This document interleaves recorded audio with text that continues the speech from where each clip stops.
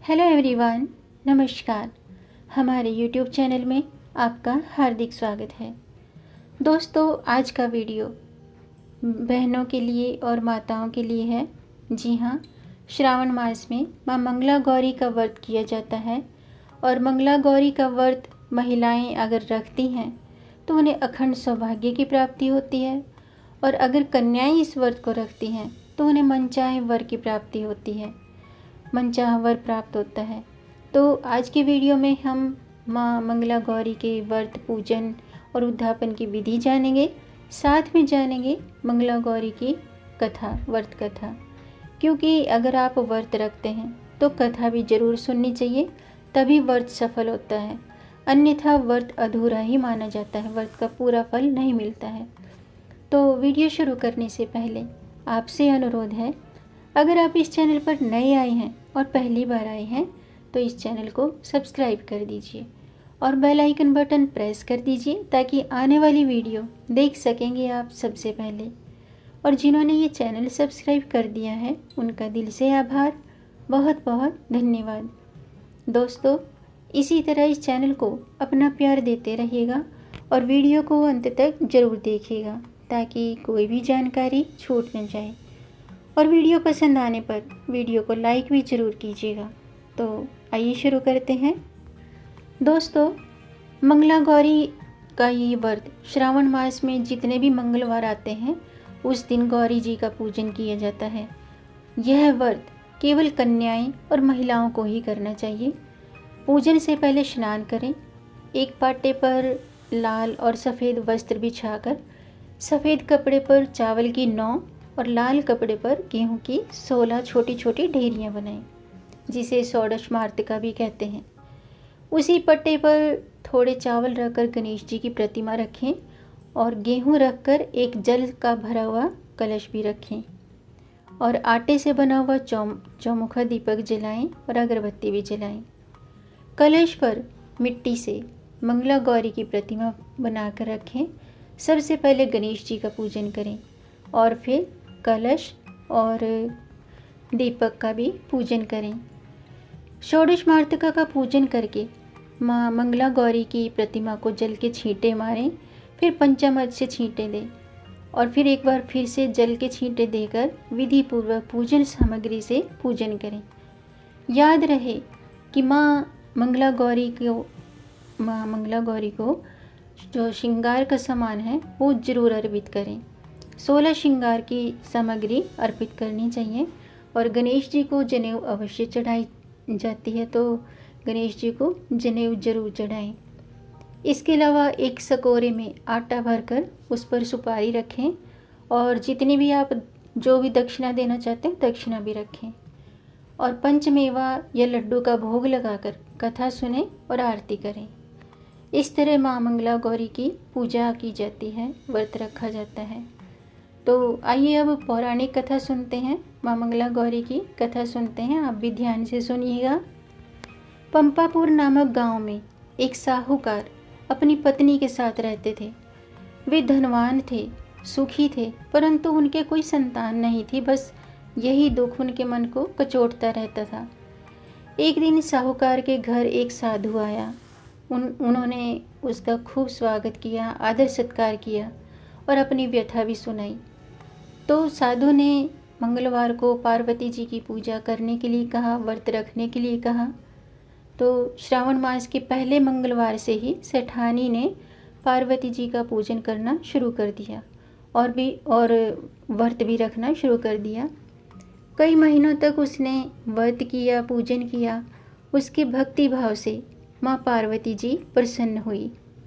एक दिन साहूकार को स्वप्न आया कि जिस आम के वृक्ष के नीचे गणेश जी बैठे हों, उस आम के वृक्ष का फल तोड़कर तेरी पत्नी को खिला दें तो अवश्य ही पुत्र रत्न की प्राप्ति होगी।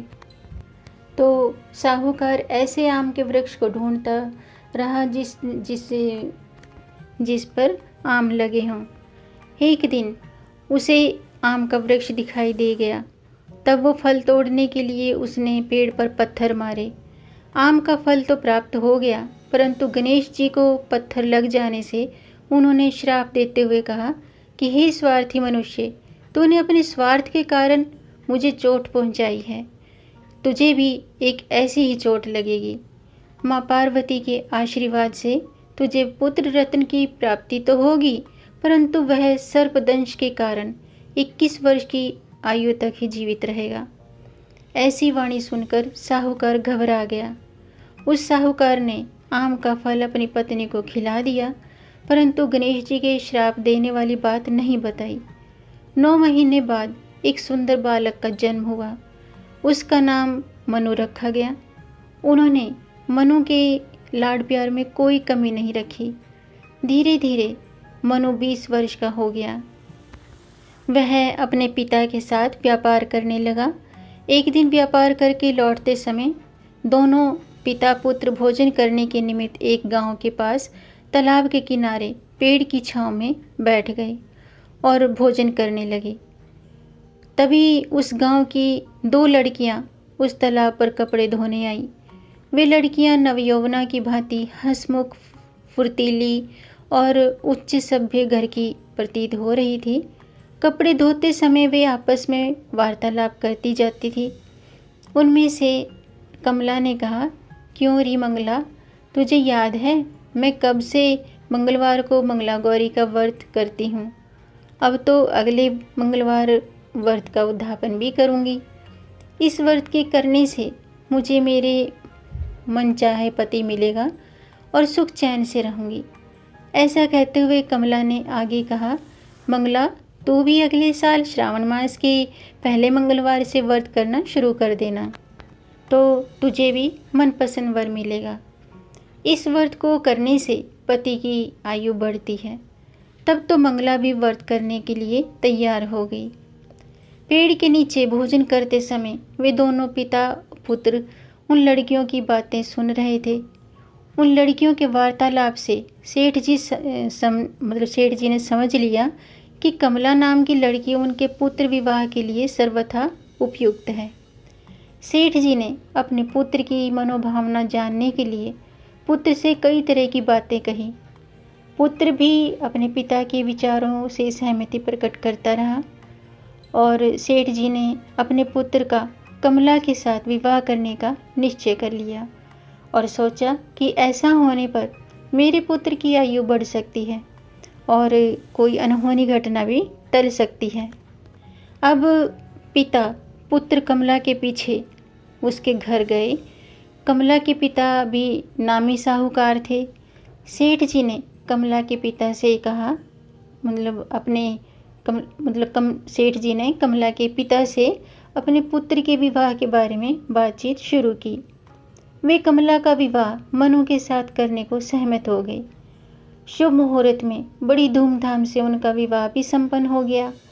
दोनों ने पति पत्नी के रूप में संसार चलाना शुरू किया तो घर में आनंद का वातावरण रहने लगा। कमला ने ससुराल में आकर मंगला गौरी का व्रत नियम अनुसार जारी रखा और जैसे वो शादी से पहले मंगला गौरी के व्रत करती थी तो शादी के बाद भी उसने मंगला गौरी के व्रत नियमानुसार जारी रखे, जिससे माता पार्वती एक दिन कमला को स्वप्न में दर्शन देकर कहने लगी कि मैं तेरे व्रत से प्रसन्न हूँ, लेकिन तेरे पति की आयु बहुत कम है। अगले महीने मंगलवार को एक सर्प तेरे पति के प्राण लेने आएगा, लेकिन तू घबराना नहीं। सर्प के लिए एक प्याले में मीठा दूध रखना और उसके पास एक खाली मटकी रख देना। सांप दूध पीकर अपने आप उस मटकी के अंदर बैठ जाएगा। तब तू जल्दी से उस मटकी के मुंह को कपड़े से बांध देना और उसे जंगल में छोड़ आना। इससे तेरे पति के प्राण बच जाएंगे। अब मंगलवार का दिन आया। कमला ने किसी को कुछ नहीं बताया और माता पार्वती के कहे अनुसार सारा कार्य किया। माँ पार्वती की कृपा से कमला के पति के प्राण बच गए। इस प्रकार व्रत के प्रभाव से मनु दोष मुक्त हो गया। जब घर के लोगों को सारी घटना मालूम हुई तो सब ने बहुत खुशी मनाई। अब तो चारों ओर कमला का गुणगान होने लगा। गांव की महिलाओं ने कमला से व्रत की सारी विधि पूछी और विधि विधान पूछा और व्रत करने लगी। कमला ने भी अगले मंगलवार विधि विधान से मंगला गौरी का उद्यापन भव्य रूप से कराया। ब्राह्मणों को भोजन कराकर यथेष्ट दक्षिणा देकर उनका आशीर्वाद लिया। यह व्रत 5 वर्ष करके उद्यापन कर देना चाहिए और अपनी सामर्थ्य अनुसार सुहागिन महिलाओं को भोजन करा के सुहाग की सामग्री दे। तो दोस्तों, ये थी मंगला गौरी की व्रत कथा। उम्मीद है आपको ये जानकारी ज़रूर पसंद आई होगी। अगर आपको जानकारी अच्छी लगी हो तो आप लाइक कर सकते हैं। लाइक के बटन को दबाएंगे तो वो नीला हो जाएगा। आपके लाइक से हमारा मोटिवेशन अप होता है। और वीडियो को, इस जानकारी को आगे बढ़ा के अपनी फैमिली में, अपने फ्रेंड्स में शेयर कर दीजिए ताकि इस जानकारी से किसी और का भी भला हो सके। और अगर आपका कोई प्रश्न है या कोई सुझाव है तो कमेंट बॉक्स में ज़रूर लिखिएगा। मेरे चैनल को सब्सक्राइब ज़रूर कीजिएगा ताकि आने वाली वीडियो देख सकेंगे आप सबसे पहले। और वीडियो को अंत तक देखने के लिए आपका बहुत बहुत धन्यवाद। मिलेंगे नई जानकारी के साथ। तब तक आप खुश रहें, स्वस्थ रहें, अपना ख्याल रखें और अपनों का भी ख्याल रखें। जय मंगला गौरी। हर हर महादेव।